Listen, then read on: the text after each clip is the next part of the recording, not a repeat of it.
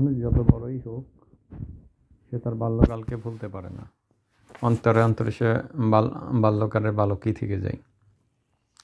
তার অন্তরে ঘুরতে থাকে শৈশবে পথ চলা, খেলাধুলা, দুষ্টুমি করা, স্কুলে যাওয়া।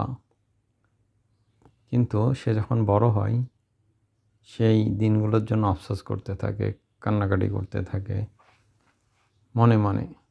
অনেক সময় বাল্যবন্ধুদের জড়িয়ে ধরে। এটাই কিন্তু বাল্যকাল। কেননা মানুষ আসলে বাল্যকালেই সবচেয়ে মধুর স্মৃতি থাকে। কেন? সময়টা থাকে অফুরন্ত অনাবিল একটা সময়। বুড়ো হওয়ার চান্স নেই, ইনকামের কোনো বালাই নেই, দায়িত্ববোধ নেই, স্ত্রী সন্তানের কোনো চিন্তা নেই। বাবার হোটেলে খান আর মায়ের আঁচলের তলে লুকিয়ে থাকেন, ভাই বোনদের সঙ্গে খুনসুটি। এই হলো বাল্যকাল।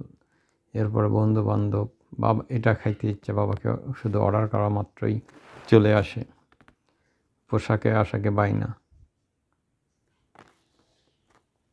এবং মৃত্যু চিন্তাও নেই। কেবল তো পৃথিবীতে এলো, এত সহজেই তো যাবে না।